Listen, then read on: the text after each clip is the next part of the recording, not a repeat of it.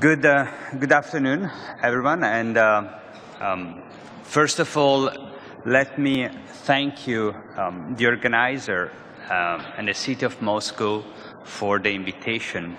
The Moscow Urban Forum so far has been a great, interesting experience where I've seen a diversity of presentations and very good discussions over the workshops rooms.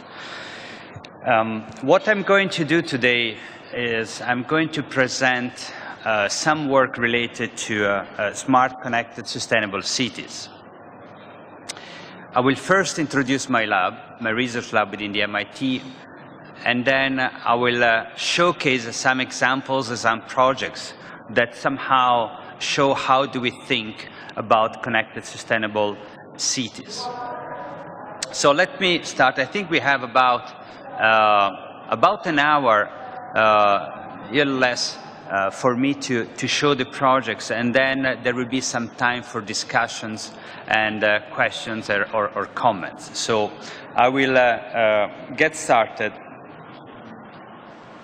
Basically, the MIT Mobile Experience Lab is the research laboratory that I direct, which is within the comparative media studies at the MIT.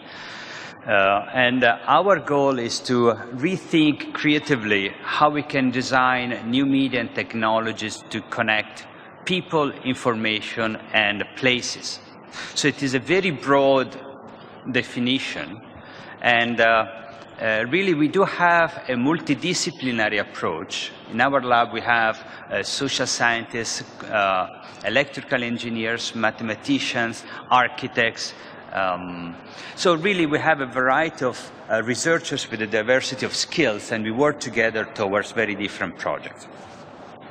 So today we're going to discuss smart, connected, sustainable cities. And a lot of the work that you will see has been done in collaboration with Bill Mitchell, which I've been working on in the past several years. And of course, you will see many different projects. So first of all, let me give a very short historical evolution of cities in 3 points, that just to position where we are at. So, you know, cities in the pre-industrial eras basically were skeleton and skin. So cities provided a shelter and protection, basically through stocking floors that, you know, enabled the intensification use of the land. And basically, again, cities were skeleton and skin in the first stage. In the second stage, cities start to develop in the industrial area artificial physiologies, which means, you know, started to create water supply and drainage system, energy system, mechanized transportations, metro system, and so far. So they started to build this mechanical infrastructure. And finally, today, cities are really like an electronic nervous system. Cities are living organisms that intelligence make coordinated responses to changing conditions and needs, both in terms of weather, people, the infrastructure. So really, cities work symbiotically with the user, with the infrastructure, with the information and communication technologies. And we can somehow really, you know, utilize the metaphor of cities as living organisms to really understand where we are right now and what are the challenges that we will expect in the near future. So I will give you today I will discuss three set of projects. I will discuss homes, I will discuss mobility, and community-related issues. So these are the three major elements that I will propose you in terms of critical discussion on how can we consider or afford how we can consider and think connected, sustainable cities. And I will, as I said it before, I will make some examples of ongoing projects that we have in order to show our thinking in that space. So we start with the home, and basically I am showing a project related to what we call the connected sustainable home. The project started about 5 years ago with the promise of Trento in the northern part of Italy, and we are working and collaborating with the F.B.K. A local research institution in the northern part of Italy again. And what you see here is a view from above of a village, Zambana, who has been destroyed in the 1950s from a landslide. And the government, they built a wall that you see this semi-U circle. The government built a wall to prevent further landslide. So we started to work with the government in order to rethink from an holistic perspective, how can we redesign an holistic village? Luckily, in that space, no one was hurt, no one died, and the village has been rebuilt immediately, like 2 kilometers away.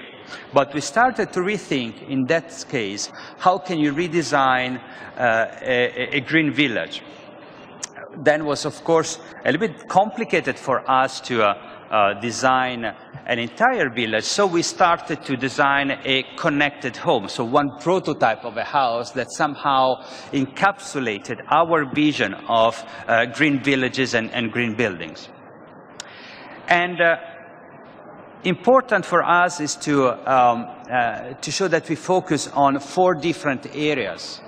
And these 4 different areas somehow represent how we initially think smart and sustainable building. So number 1 is sustainable architecture, which means both trying to understand local architecture and design and how these forms aesthetically can be implemented into a local area.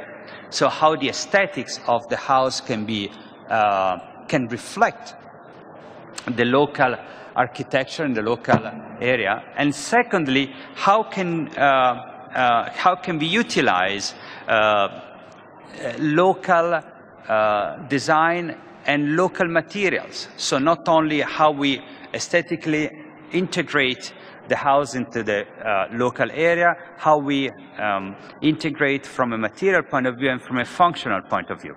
So this was the initial approach for the first area on sustainable architecture.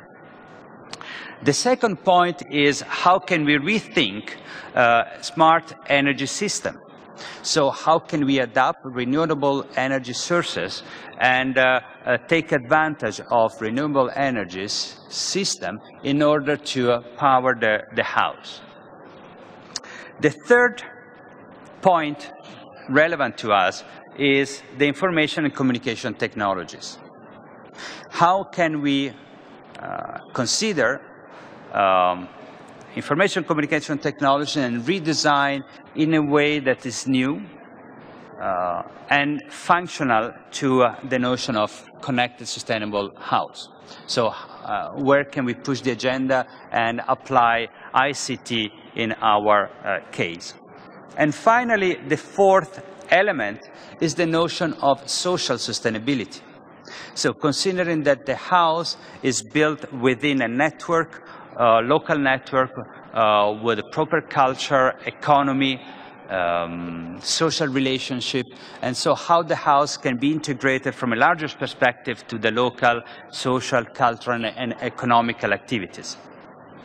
So sustainable architecture, renewable energy system, information communication technologies, and social sustainability. These are the 4 main angles that started to drive our research.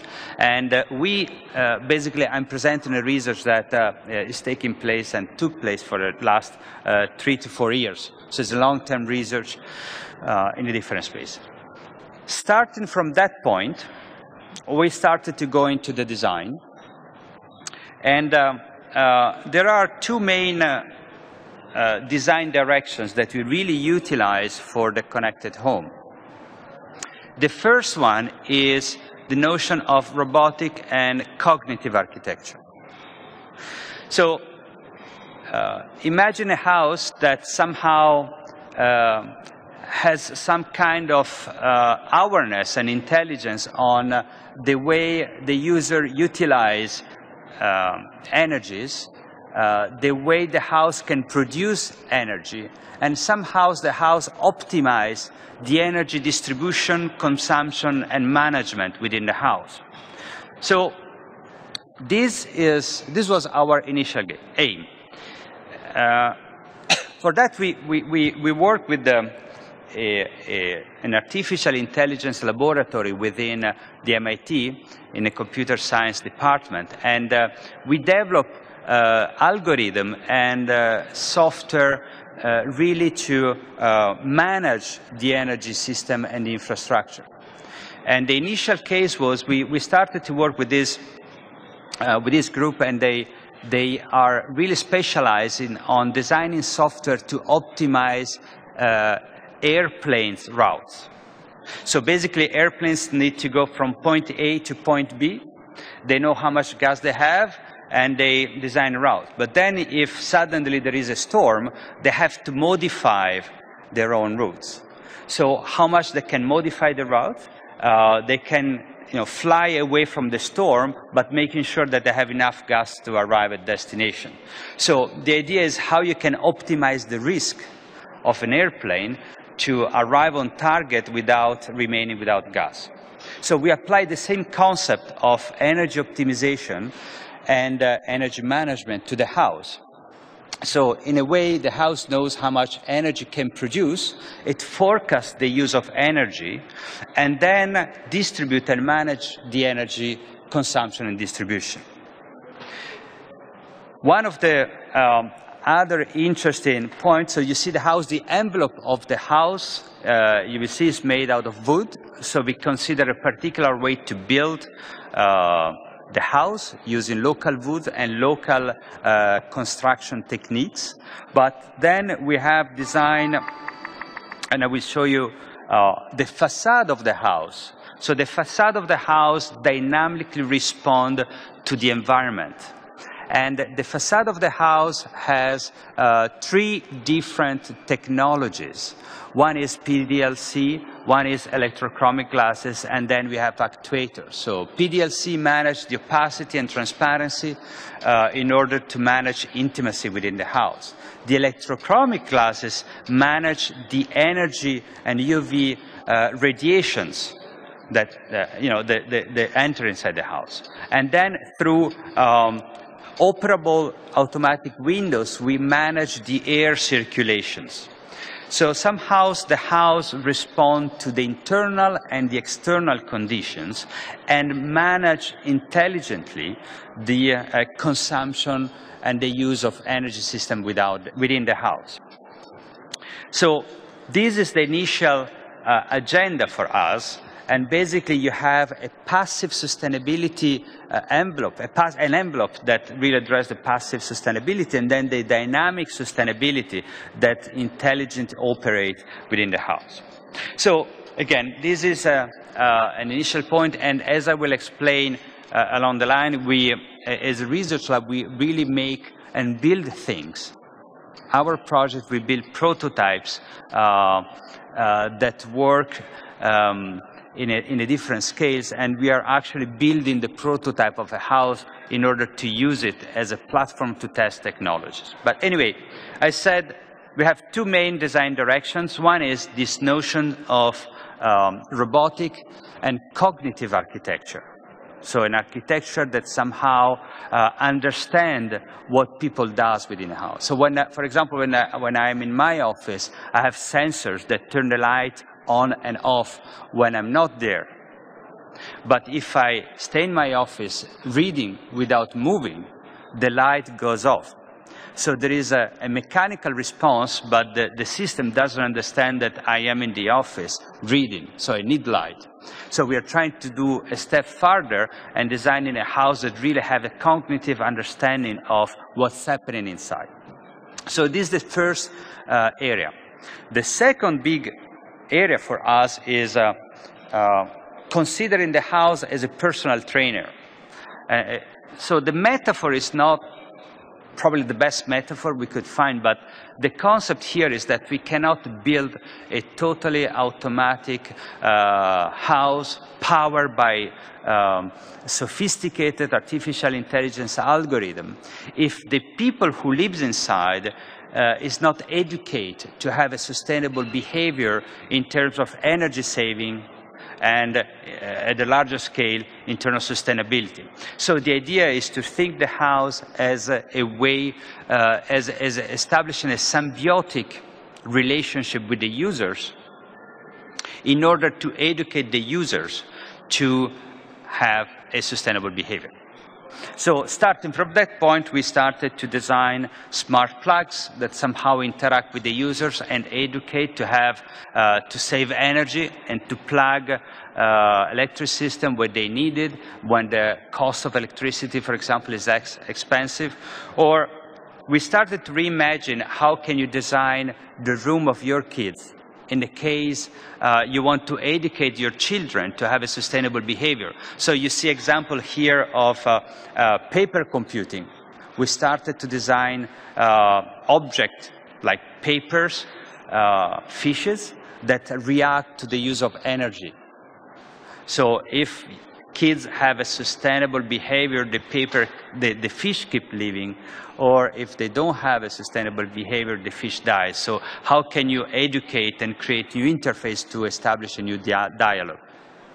Or leaves exploring textile computing so far. So the idea of creating those objects.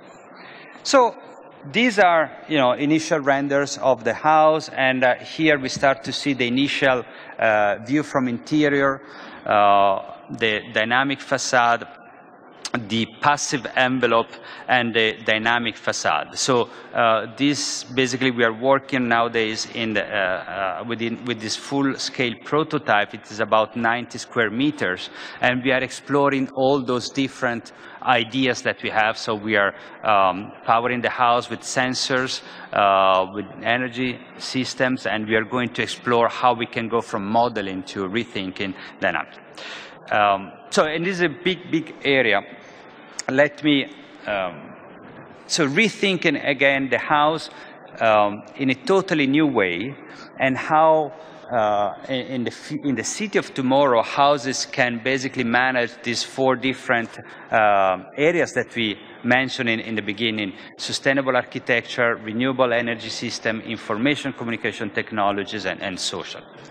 And one last point that really go into the urban, how in the new forms of urbanism is how can we also rethink not only the house as where people live, but if you think in a larger scale of sustainable cities, is how do you manage the relationship between where people live, where people works.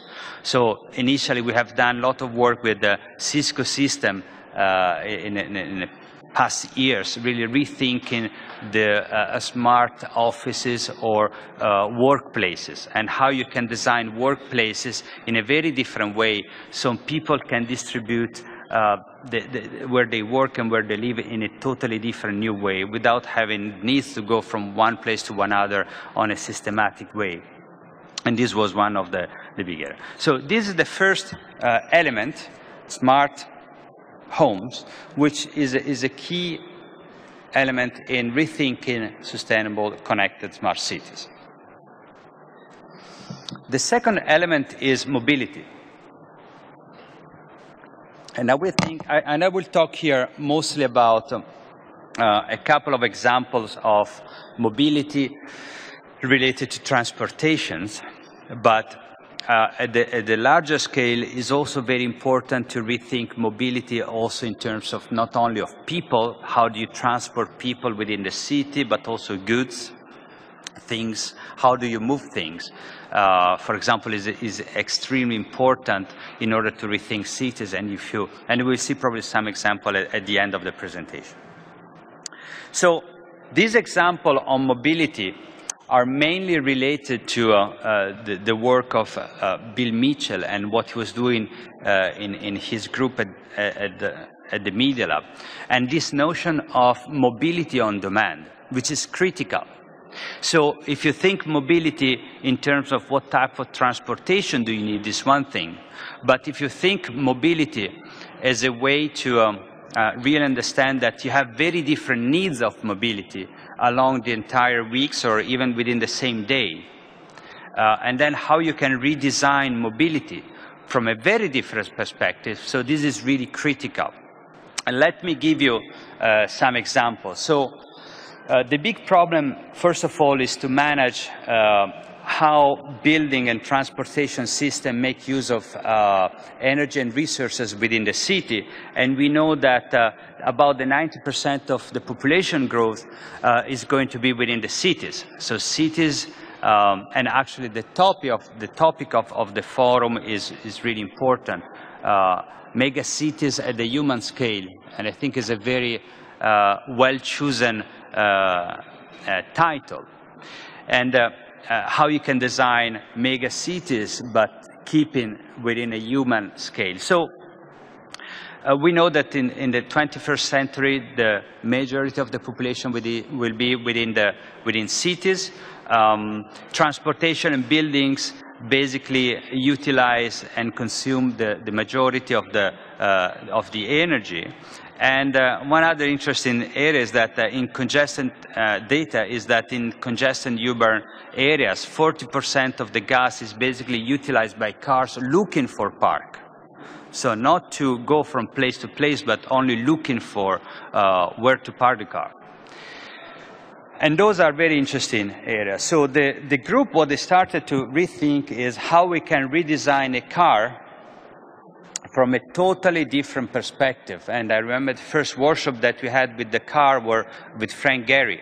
So how can we have, let's say, an approach, as an architectural approach and not an engineeristic approach to redesign a car as a node, within a larger network within the city, and a car as a way to allows user to access to places, but also to information and knowledge.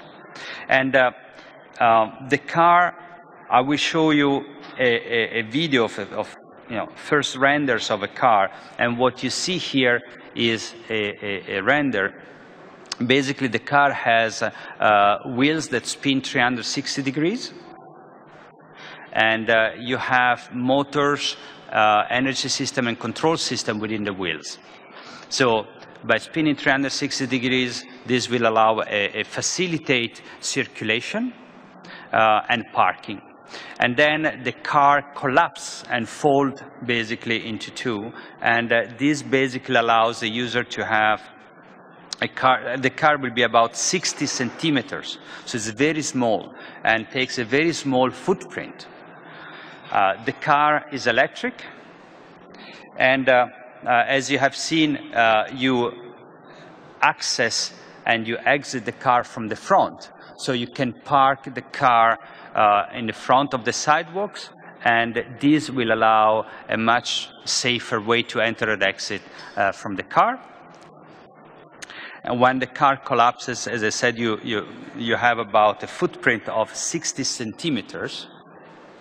And basically one car, one regular parking space takes 3 of these cars. So if you think how you can really redesign and plan the urban environment in a totally different way, the car is considered electric and shared car. So it's not the ownership model, but it's the shared model. You take the car when you need it, you use it, and you leave it where you want to leave it. So it's a different model, for example, from what exists today in Paris or other shared car or shared car examples. Excuse me, not Paris, with a zip car model in the US, where basically you can rent a car, but you have to drop the car off in the same location where you rent it. So it's a very efficient model, but if you need to go from one place to another in the city, you basically need to return the car to the same location. So with this model is basically you have a distributed system within the city, and you can leave the car wherever you need. And finally, what we have been studying and discussing is really, cars, they consume energy, and buildings can produce energy. So basically, can we establish an energy network where cars and building have an energy exchange? You can take or give energy based on when you need it. So, and if you think this system, if you know Bob Metcalfe, who is the inventor of the Ethernet cable, basically, is the co-inventor of the Ethernet cable. So basically, we use these landlines in our computers, network that establish an information communication within a closed network. Bob Metcalfe, the same person, invented the word Enernet. So this energy network, how you can establish a energy network exchange between building and car, where you can give and take energy when you need in a very dynamic way. So this is a very interesting model that we're studying. So these are examples, and then the same group, you see a robo-scooter, which is a very similar concept. You have a foldable electric scooter. Let me show you again a video. You see Michael Lin, who is among the inventor of the system. Basically, you have an electric motorcycle that works very similar like the car, foldable electric vehicles that you can take it and use it within the city, and then you can drop this off when you no longer need it. So, and the concept is exactly the same. And you will see Bill Mitchell discussing the notion, the cost. And this robo-scooters, I think, is now under production within the SYM in Taiwan. And anyway, you have the concept, which is very similar. And finally, a last piece, which is interesting, is related to electric bicycles. So what, and still like Michael Lin, Bill Mitchell, and a group, what we have done here is basically you put a energy system, control system, and a battery pack on the hub of the wheel. So you can retrofit any bicycle and transform any bicycle into an assisted electric bicycle that can assist users in moving around the city. Let me show you again here some example of how this works. But again, basically you have everything into the hub of the wheel. So every bicycle can be retrofitted and be transformed into electric bicycle working with the same model.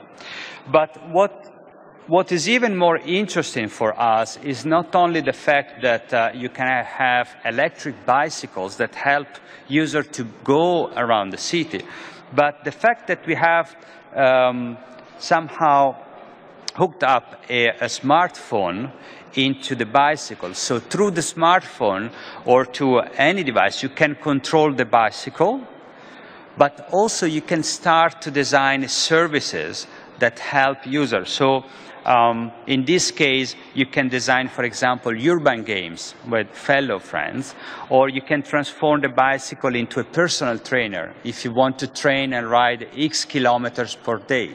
Or the bicycle can give indication of where is the best route to take if you want to go from one point to another in the city, and you're looking for the less polluted streets or the less trafficked area, or the most touristic area. So you can have touristic application and so forth. So the idea is really how you can insert and plug mobile devices to help to access to information and to navigate through the city in a totally different way. And you see here some examples from a very different perspective that really give us a sense of a variety of projects or ideas that can be developed when you're able to connect your smartphone to the bicycle. And the bicycle, if you think to a shared model, basically if you you hook up your smartphone, the bicycle then recognize your settings, know everything about the user in a way, and then can act and react accordingly.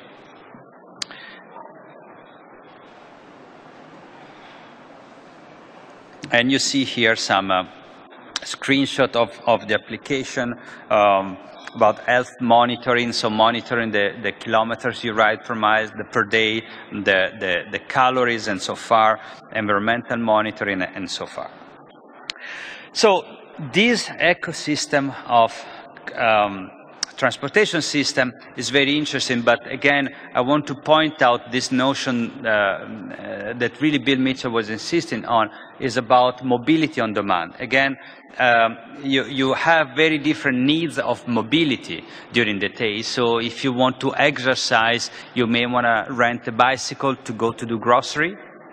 And then when you come back from the shopping mall, you may need a car because you have bags. So, you know, you have a variety of needs and how we can rethink intelligently different forms of mobility. And this, of course, doesn't exclude the fact that you have personal cars, for example.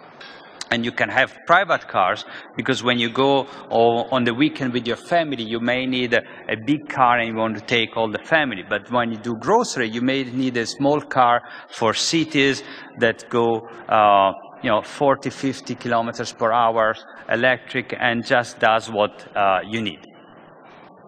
A final point is that on smart mobility is that we have been working with the French Public Transportation Authority to redesign bus stops, interactive bus stops.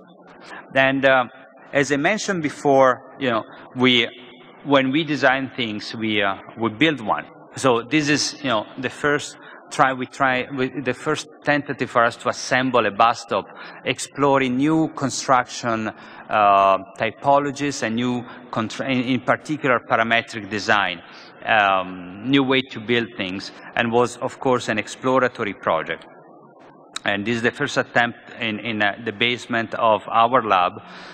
Then we disassemble the bus stop, we ship it to Paris for an exhibition. But the second part is that we have been trying to study the electronic skin of the bus stop as reactive surfaces. But what is really more interesting, and you see some pieces of the video for us, is how do we think an interactive bus stop? So we identify an interactive bus stop as a landmark for the local environment. And the interactive bus stop has internal and external way to interact. Internally, you can post and access to information. So think to a location-based forum. You have a title and you have a thread and you post messages. So if you're selling your car, if you're looking for a babysitter, if you want to rate a shop or a restaurant. So basically, we're trying to facilitate communication at the local level. And you will see, we utilize the metaphor of a urban garden. So each message thread is a tree, and each post is a leaves.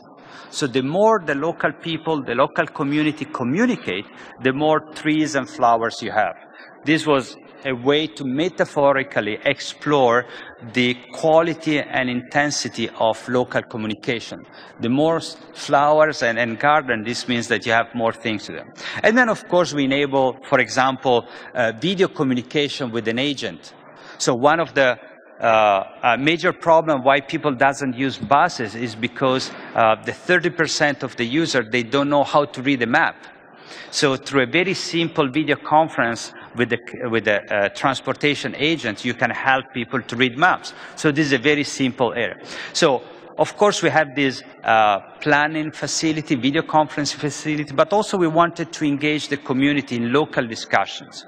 And on the back of the bus stop, basically we wanted to reflect this metaphor of the urban garden. So the skin of the bus stop somehow reflected this image, but we put sensors to monitor the quality of the air, the noise pollution, the traffic information, and so far. And those elements affected the communication and affected what was happening there. So the idea is that the bus stop became a landmark for the local community where you can have a view of the well-being of the community, and the health and well-being of the community is the synthesis of the communication, so the social interaction, but also the environmental quality of the community. And we develop many other things, but what is critical here is really to stress the importance of a bus stop not only as a place where you go and you live from, but a bus stop as intelligent urban furniture that facilitate the communication within the community. And this for us was a key element of the project. So. And here is the end of the second topic. So we have discussed houses, smart house that are connected, then mobility on demand with new forms of mobility, new transportation systems, and finally the third element is the community.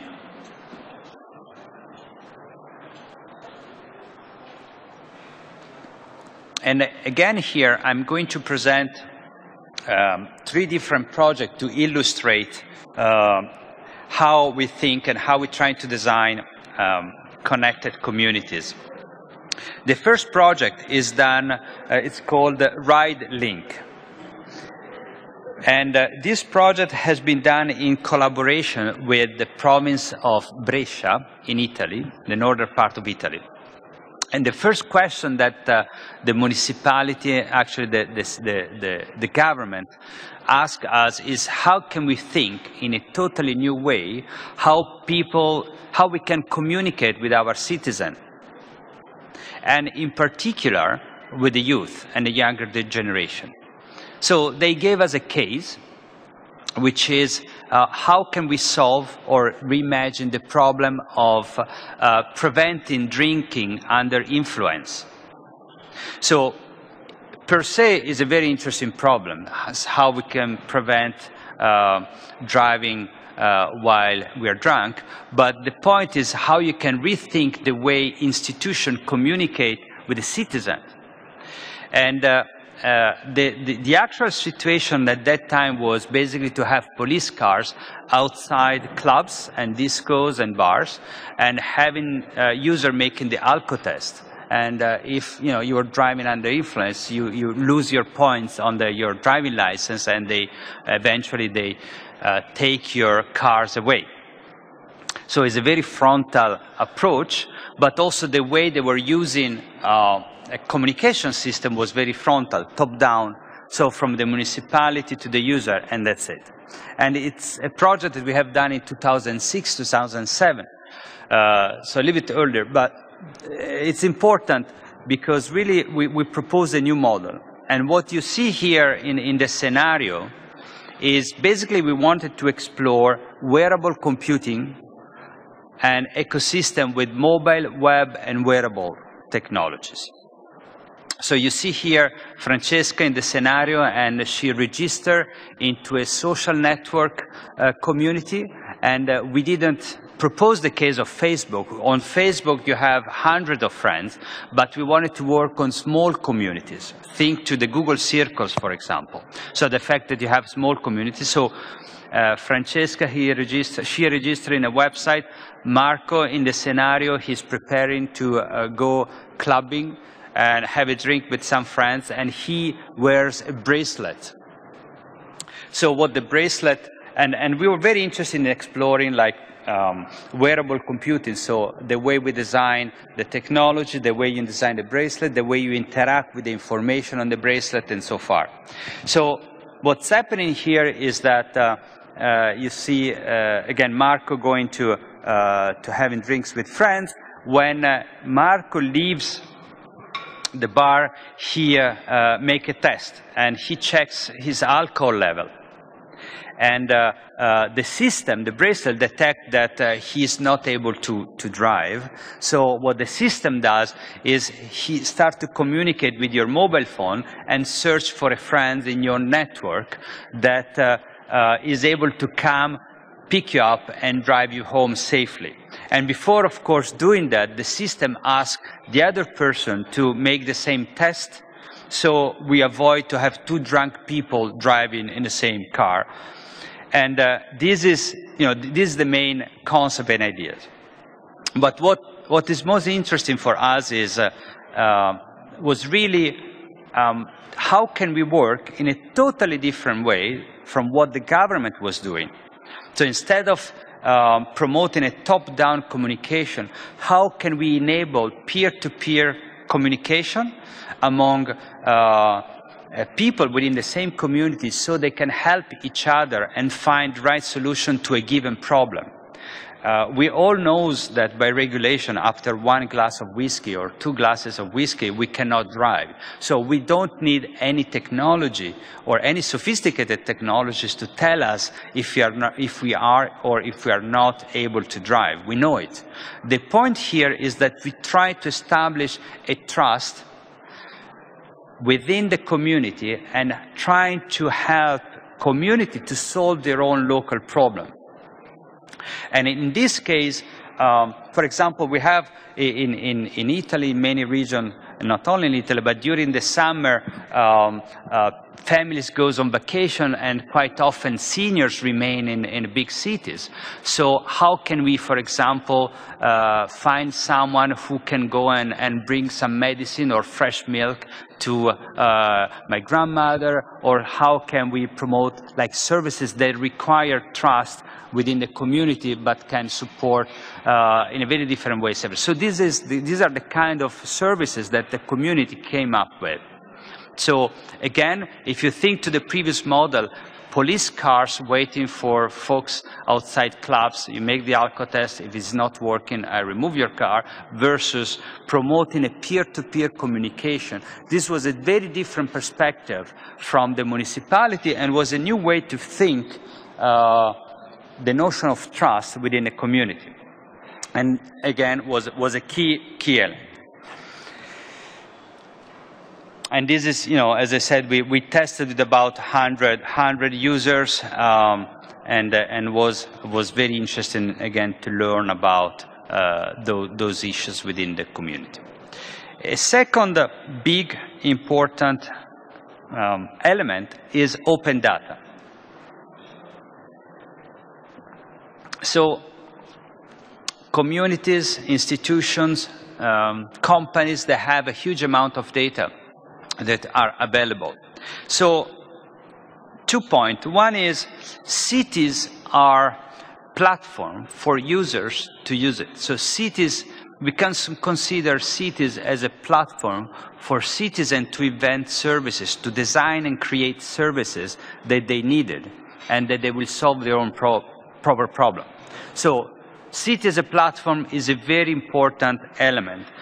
And a second element is that sensing, like we have smartphones, and those phones really are somehow they can create the dashboard of the planet. They can give very rich information where we are, what we do, who do we talk to, and many other rich and complex information. So having the ability to compute and calculate and design services based on that is really critical. I was attending a conference in Spain, and one of the speakers really mentioned that during the 60s, they used to fight cities and government. And now the point is how we can utilize open API to build systems and services for us. So again, it's a totally new approach. And let me give you some examples. Trulian is an online web service that really helps real estate businesses. So if you want to buy a house, you can have access to information related to where you can buy a house, information about your neighborhood, the economy, what do you buy, how do you buy, the business around there, the schools, information about schools, about traffic, about a lot of very useful information that you needed when you're going to move and buy a house, for example. A little bit more radical example, homicide in your district. So you know exactly who has been attacked, killed, kidnapped, what happens and why and when. But anyway, these are information that are available. And being able to use it and to read it and to have those type of information can change the way you live in a place or you buy a house and so far. And the third example, and we could have like many, many other examples, a third example is the need for gas when the Hurricane Sandy hit New Jersey and New York a few weeks ago. So as you know, a terrible hurricane hit the east coast of the United States. And one of the big problems was that people didn't have access to water, to electricity, to gas. So it was a very critical condition. And what happened is that people also needed to have gas and to fill their car with gas, but without internet, without power, without information was very difficult. So what happened really was a high school. What these high school kids did, they worked on a map by using open data, and by doing that they were able to provide useful information to the users. So they were able to tell the user where they should go to fill up their tank, to have gas, how many hours they had to wait in line before having gas and so far. So a very simple program that has been enabled by like a bunch of like young teenagers that really put some data together, and again using open data they provide extremely timely and useful information. And again, what this does means to us is how can we really deal with open data in a very useful way, and how cities and citizens are able to collaborate in this arena. I have two more projects on the community side, then we have some time for discussion. But one project is a little bit different, but during the workshop here, we have been discussing a lot urban planning and how we can involve citizens in helping municipality and governments to plan cities and the local environment. So we are doing a project with UNICEF in Rio de Janeiro in Brazil. We are doing this also in other places right now in Haiti, and we are basically scaling. But this is the video and the information that you see are for the beginning. Actually, let me play a video, and so you will see some images while I will explain the topic. What we are doing here is we are working in very different favelas, slum and poor neighborhood with teenagers. And what you will see here, we provide teenagers with smartphones, so they are able to go out and map their own urban environment and to create and to post content on the web. And we are doing this related to environmental risks. So teenagers are mapping what they see in their own favelas and neighborhood. They upload videos, images, and text, and they point out what they see. So they started to discuss transportation, house problem, power line problem, electricity problem, water problem, and so far. So this was key. And the second technology that we are using, and you will see something there, the second technology is we utilize kite and disposable cameras, because the images, as you see here, the images that they had from the internet and from Google was not very clear and not adapted to map their own local environment. So we use very cheap technology that has been developed by a group within the civic media, the Media Lab. Again, kite and portable disposable cameras, so they could take aerial pictures of the local neighborhood and to see what were happening and to report this back. So basically, by taking images from above and by having kids working like as human scanner to uploading document on a web and create a system, we're really able to have an understanding of the local place. But what was also more, of course, more interesting was how then, with the help of UNICEF, we're able to bring those information to the top level and really have a discussion with the municipality. So municipalities and cities servants were able to take action. So we had basically two big main results. The first result is through enabling teenagers to taking pictures and watching their own neighborhood with a totally different view, they started to have a community discussion. So we favor a peer-to-peer horizontal discussion within the community. They started to look at their own neighborhood with a very different eyes. And then the second accomplishment was to favor a bottom-up communication where communities were able to bring those information up and to have a discussion with the municipality. And let me show you, these are like some snapshot of the map. So you see some arguments, discussion. This is how they post element, and when you post a video, you can then zoom in and really see on the physical urban place where the video has been made and what they see. And you go from a situation where you can detect some walking hazards or potential dangers for the pedestrian, and then you're able to communicate with the municipality, and the municipality is able to intervene and to fix the problem. You're able to show how dangerous can be this location in case of heavy rain or water, and then finally, so the municipality can access and can intervene there. Or in a slightly different way, you can see a place that has been, it's a social place, then the community took some action to redesign and simply paint the place. But this makes a tremendous difference for the local communities and the way they see themselves and the way they live in. So this is another interesting project that we're scaling this up. By the end of June, we hope to have about more than 10 favelas, and we are bringing this to many other different places and countries. It's really a way to engage teenagers and the youth to help city and governments to have a better view of what's happening in their local neighbors and take responsibilities.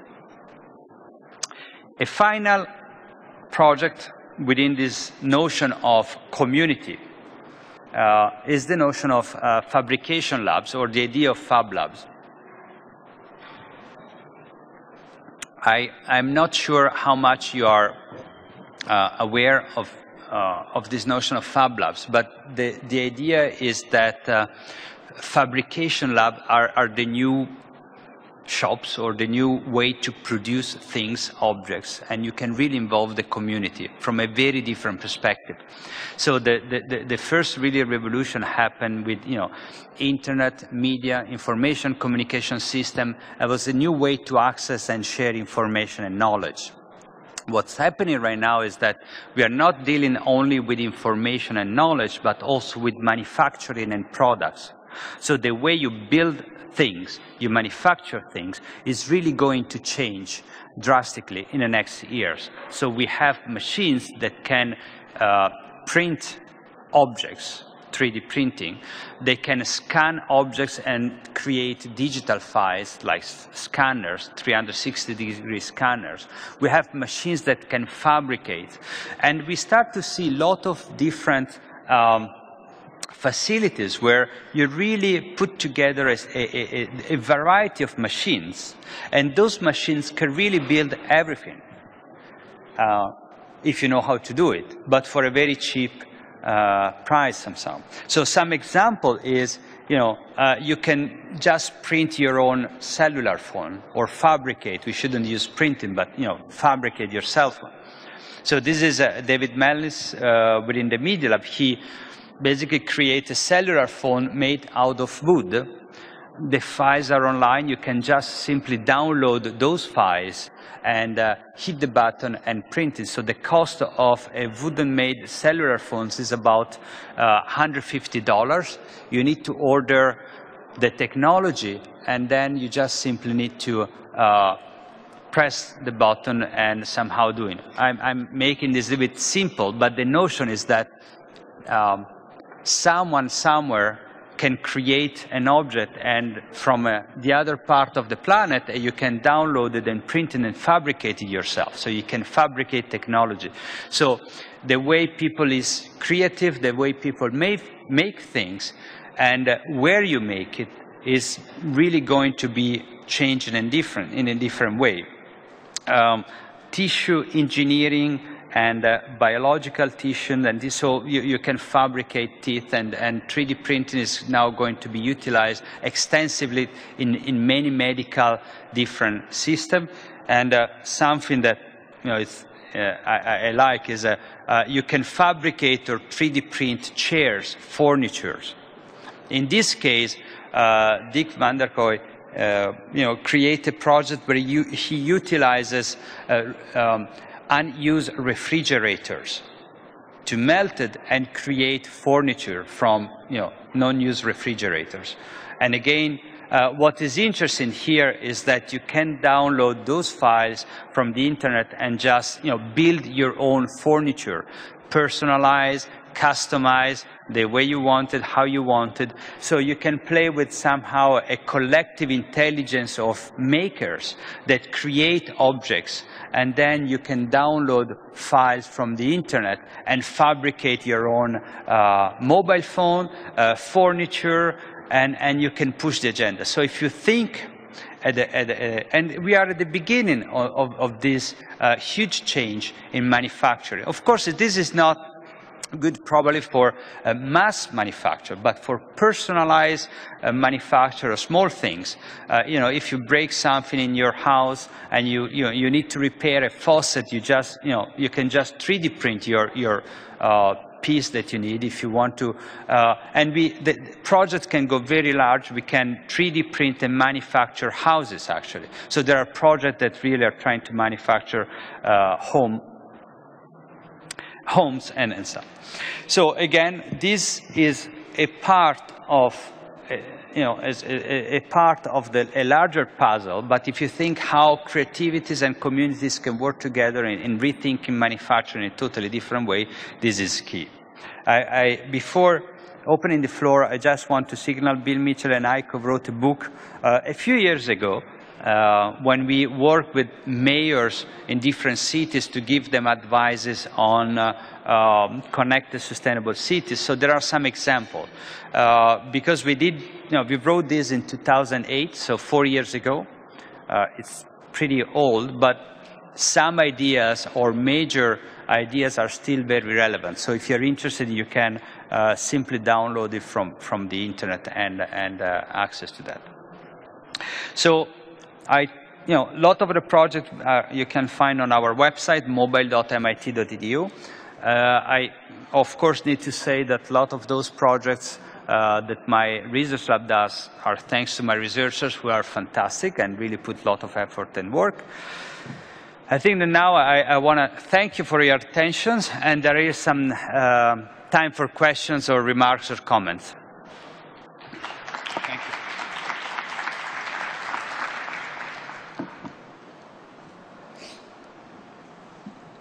Thank you very much for your great presentation.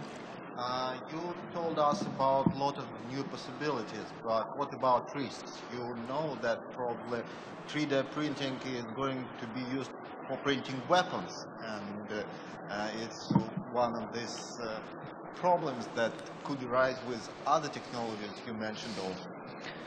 So if I well understand, it's about risk, and you mentioned the 3D printing weapons and stuff, right? Because I couldn't, yeah.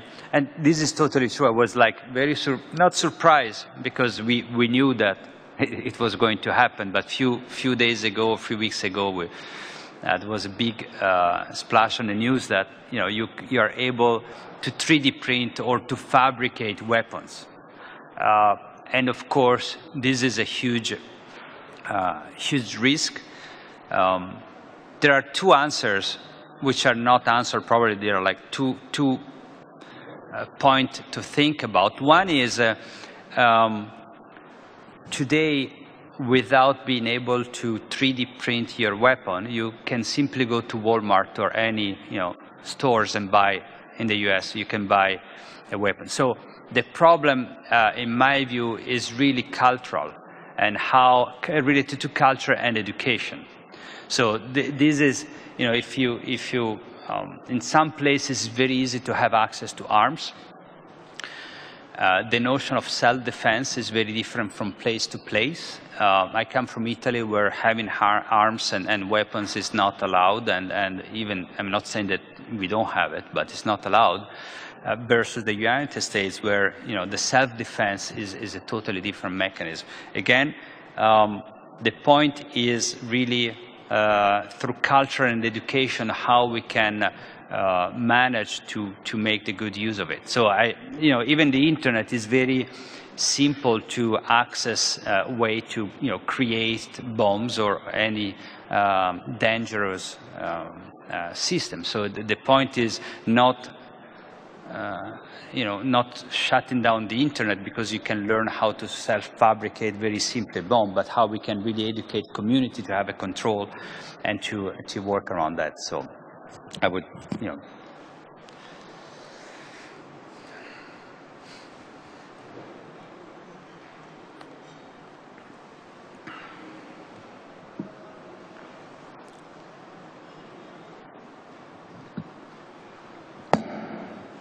The question is the following. It's all fine and classy, but where does the money come from? Because as you realize, city authorities, they don't have really a lot of money to play with. Private business doesn't necessarily want to invest. Citizens, for them, they get the benefit, but as in favelas in Brazil, they don't have the money either. So who can finance? I mean, in your case, it was like United Nations, or maybe some government initiatives, or maybe the university. But say in Russia, maybe some people say, okay, let's try it. But again, the funding is not there. So how do you go about it? Well, actually, this is also, thanks for posing, this is also a good question about financing.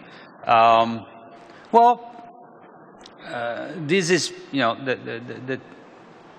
one of the major problems, of course, but first of all, the cost and the price of technologies is really going, down. So, 20 years ago, to have full access to internet was really expensive, really. Today, it's still very expensive, and cities need to invest, but it's, we are talking of a totally different price. The cost of mobile phones or hardware and technology is really dropping down. So there is, first of all, the cost of technology is going down. Secondly, what is most important is that the point is not starting, in my opinion, by the cost of operations, but what humans need, what community needs, and how then they can find resources to solve their own problem. The example in Brazil, basically the United Nations didn't provide any funds. So we work with open source software. They help, and they have facilitators in the community, but we didn't, and of course there is a cost involved, but we are not talking about big projects. And again, is really more about community involvement on engagement and how we can design technologies and services that help the community. Just to give you another example, you know, because I spoke about the hurricane, one colleague of mine, Sasha Schock, in the comparative media studies and the civic media at the MIT, you know, when the hurricane hit New Jersey, they started to run a hackathon, which is basically, you know, bringing software and developers together. They started to design software applications to help communities to deal with their hurricane. And in no time, they had a distributed network of enthusiastic people who helped them to design software, create services, and collaborate at no cost. So again, the economical model has to be rethought in a very different way, and some solutions, we showed those solutions like creating, you know, kite and disposable camera to solve one problem. So you can creatively design technologies that help the community. The problem again is back to community intelligence and education and culture, in my opinion.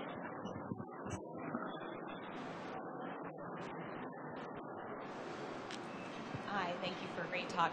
I like the idea of cognitive architecture and ambient computing, but I'm wondering, is the use case in houses, or is the use case in industry or healthcare, or what do you see the use? I mean, you did the experiment in a house, but is the use case in other industries, and how far out is it as a reality? Well, thanks. Yeah, thanks for the question. It's a good question. As I said, we have done a lot of modeling, and now we have a prototype and we start testing. I would say that I remember Bill Mitchell when we discussed the project. We arrived at the MIT, and he discussed, you know, one of the reasons why I think Marvin Minsky liked at the MIT is that when you enter in the MIT doors, you have doors that automatically open and close when you arrive. So you have like a sense of magic. You know, in the 70s, you enter in the building. Now it's normal. You go into hotels and you have like doors that recognize.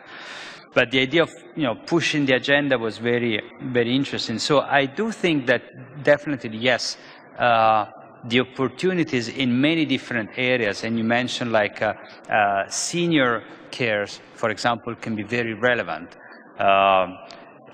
By making an intelligent use of sensors, networks, and software is really, we're really at the age where we can bring, for example, the assisted living to a different stage. So buildings, offices are really switching into an automatized way to behave, and this is not only mechanical, but really more intelligent, if we can say it so. So I think that to answer to your question, yes, it is now the right time to push this into a very different area and work on that.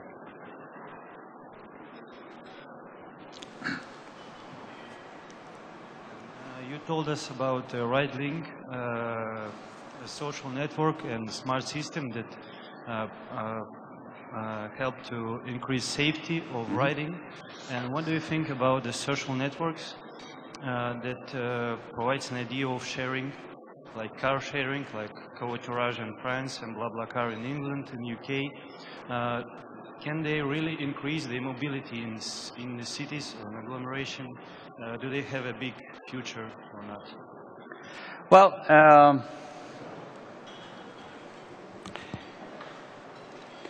as I mentioned, ride-link for us a way to rethink trust within communities, and in particular, you know, addressing one topic. Now there are many. This notion of mobility on demand is really becoming central, and you have systems that helps, you know, car sharing or ride sharing, or so car sharing means that I leave my key and my car for the community, and everybody in my network is able to, take my car and use it when I'm not using this. So the car sharing model, it is a reality. Or the car sharing like zip cars in the United States. So for example, I do not own a car, but I have an RFID card, and I simply reserve the car for the times that I need it. And then I swipe my zip card, RFID card, and I use the car for the amount of hours. So this is a company-based zip car or community-based, where you can leave the door of your cars. And what also is happening, for example, there was a system, but there are other systems like GoLoco or other social networking websites, where when you ride or share a ride with people, you do not do it only because you need to go at the same time to work, but also because you want to do something else. So for example, you want to learn Russian, and you share a ride with someone who can talk another language and teach you language. In exchange, you teach how to cook or other things. So basically, you have this sort of community that start to arrange cars. So the power, I guess, of social networking in this case is really how you can, again, establish a trust on one hand, because you want to go into a car of someone that you trust, but also how can you start to work on the quality of the ride sharing. And people is sharing space. I don't know if you use it or you're aware of Airbnb, a very successful social networking system where basically people rent or share their own room within the apartment or houses. And it's a simple system. It's called Airbnb, and if you have a spare room to share for a couple of nights, you can rent it, you can get paid for that. So the idea of thinking different model of navigating the city, car sharing, or using the space, Airbnb, are really emerging thanks to social networks, and with pros and cons. We also here you pose the question about safety and security, how communities can build weapons out of 3D printing. In Airbnb, we had extreme case where people has been killed. One person died, I guess. But if in a larger scale, this is one example among millions of users that has been satisfied. So again, social networks are really important in this case to establish different way to establish trust. And the way we utilize with RideLink, for example, was not to have to post on your Facebook, I'm drunk, come and pick me up. So you have 500 people that see that you're drunk there. But how you establish small group of users for very different use. So circle of users, tribes, and when you say, I'm drunk, come and pick me up, you have only your close friends that knows, and maybe you don't want to let your parents know or teachers know that you are drunk at 3 a.m. in the morning. Yep.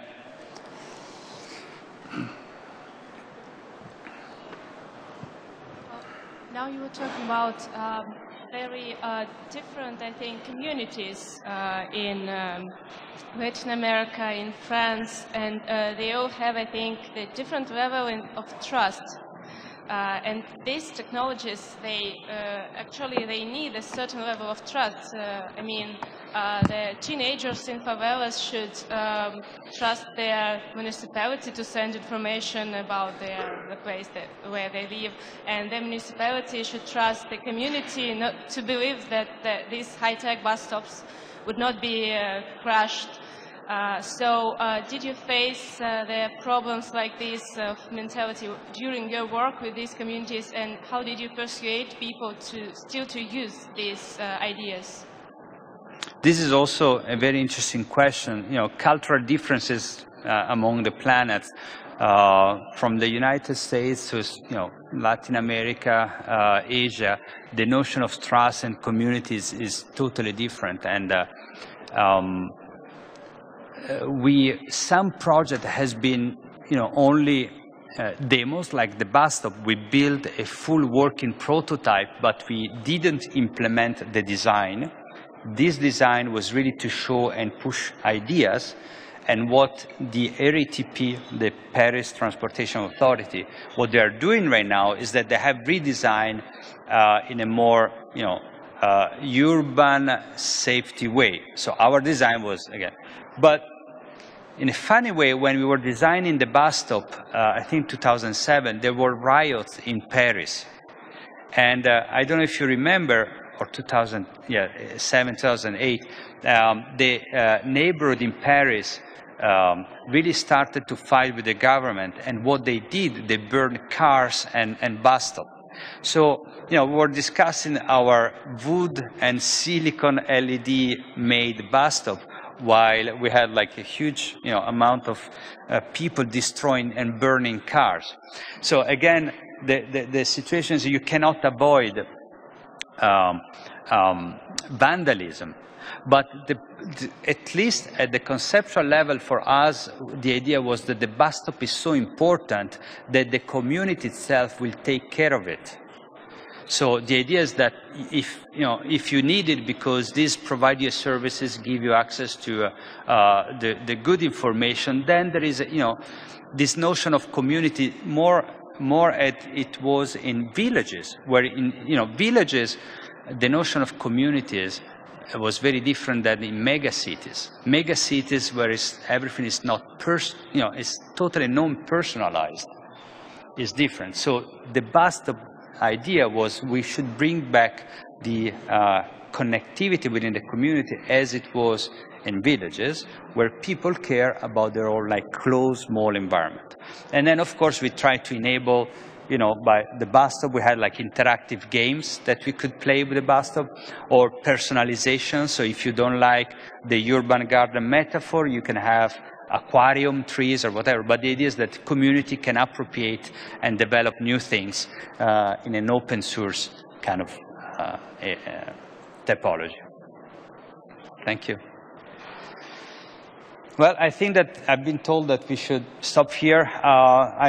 Send my email if you want to get in touch with me again. And thanks again for your attention and good questions. Thank you.